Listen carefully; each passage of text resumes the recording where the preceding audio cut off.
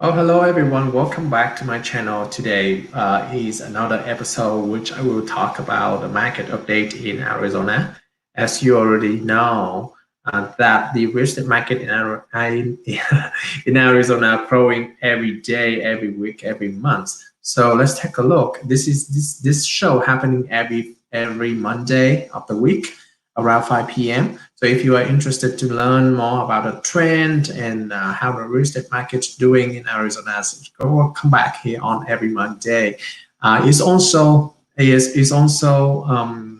posted on my Facebook page as well if you are interested to see the past recorded video also. Okay, so let's get started. Let's move this back.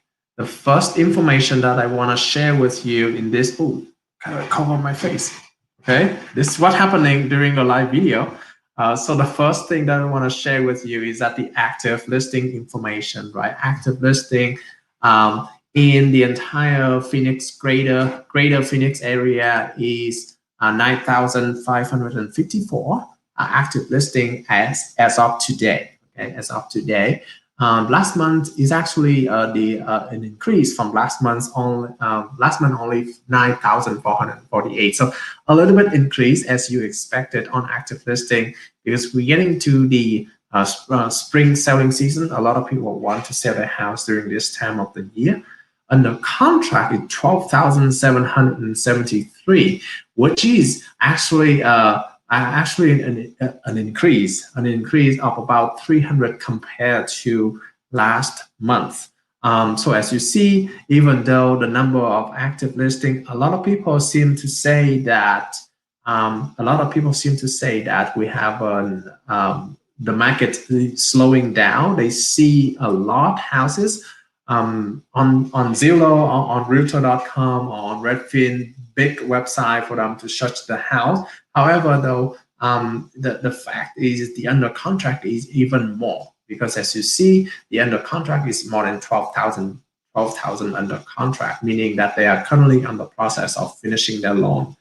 The number of sales in the last 30 days is 9,408. On average, days on the market is only 29 days, so which is extremely good for the seller. 29 days is actually a typical time frame for finishing the loan application, and we can do that within 30 days. That is great, right? Meaning that even if you take a loan, if the homeowner accepts a buyer with a loan, and you're still expecting to close within the time frame of the loan, right? There's pretty much going to be less amount of delay in closing. Comfort Market Index on average for the entire greater Phoenix area is 462. That this number basically telling you again, if you been following my show, this number is provided by Comfort Associates. And if it is higher than 100 points, meaning that the market is a seller market, but if it is less than 100 points, that it is a buyer market, right? In this case, obviously, is 462. Is actually so. What 2 points that I want to emphasize? One is still in the seller market very strongly, really they're really high compared to the 100 point normal point. However, though, it is the second point that to be talked about is last month is 494. So meanings that is moving towards the favor to the buyer, moving forward to the buyer. Again, that doesn't indicate that it's gonna be reduced in price, because basically the sellers still have a really strong power to sell right now. I mean, some listing even more than $35,000, $45,000 easy. At this time, it's just less favor to the seller. It's not moving favor to the buyer yet, but it's just less favor to the seller. Okay, so that is a high-level summary of the market right now.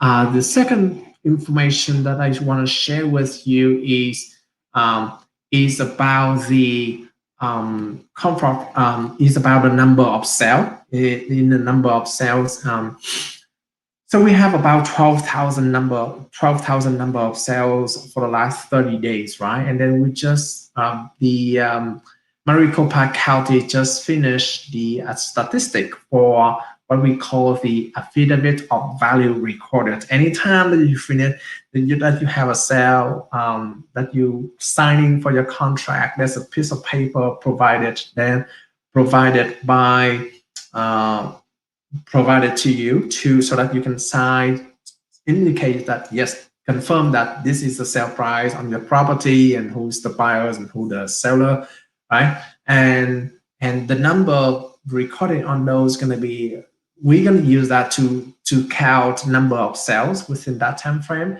as well as the increase of value, because in that document, I wish I have an example, but I don't. But it is happening in every closing that you sign. Okay, that document going to be sent to Maricopa County, and they're going to do an analysis on those documents sent over. So we see that the overall median sale price is for the entire Greater Phoenix area from those documents is $376,000.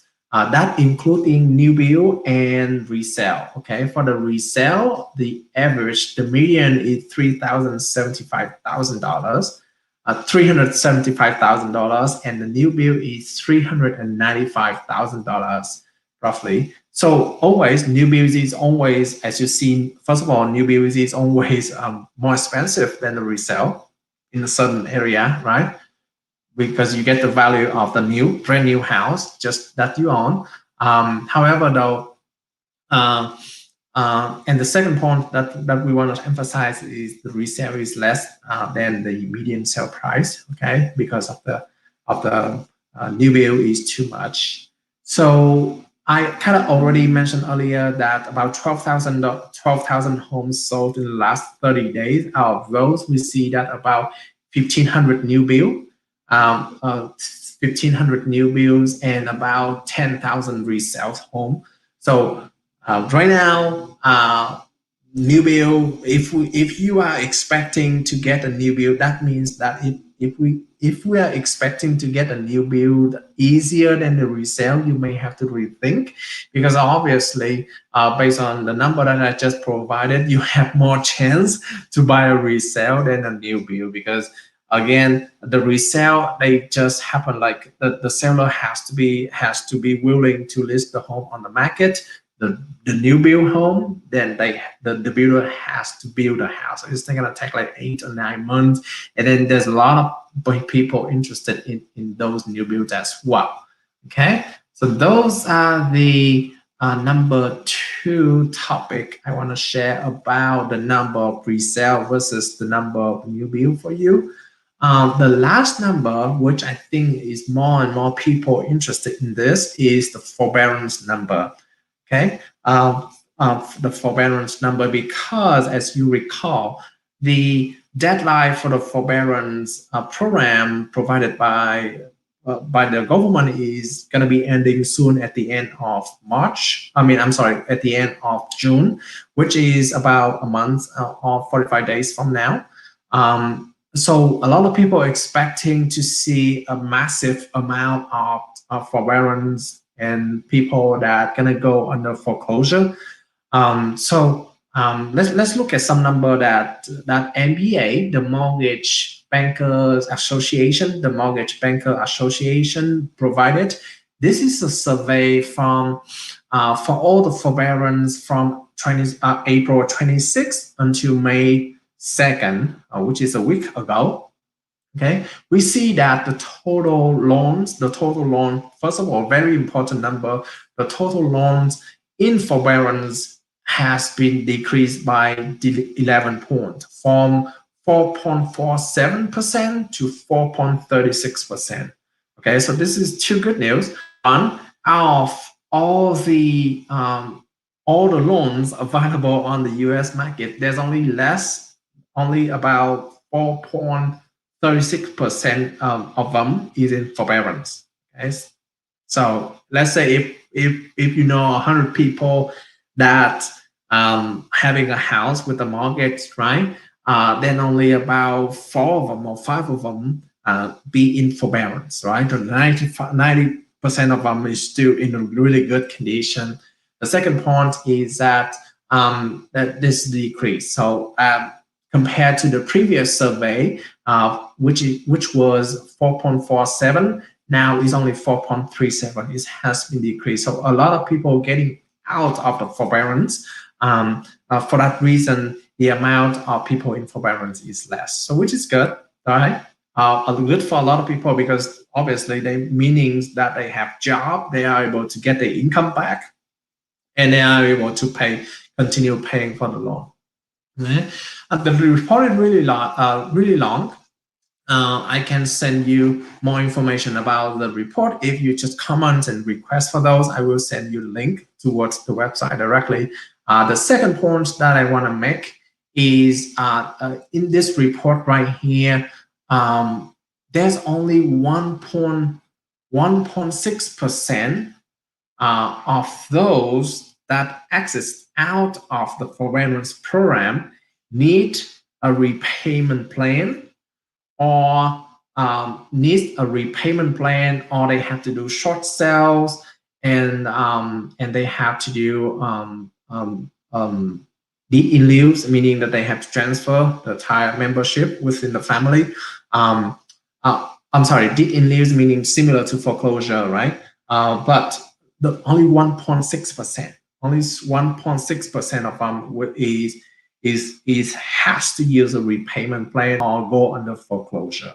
So let's say come back to the previous example. If there are a total of 100 loans on the market right now, right? If you know 100 people that owning the homes at this time, probably 100% of them is hold on a second.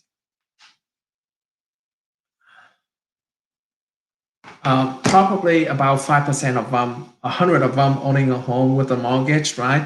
About 5% of them is under forbearance right now. And probably if 5 of there's more chance, like 3 to 4 of those loans gonna be exit forbearance and become a normal loan. Only about 1 loan that need to have a foreclosure. So about 1% of everything gonna be under forbearance, which is extremely low right now. So which is a really good news for the seller, because if you are owning a home, that means that we're not seeing we're not having a signal of foreclosure yet, and therefore it should be we're gonna continue seeing the home price continuing home price until the end of the year.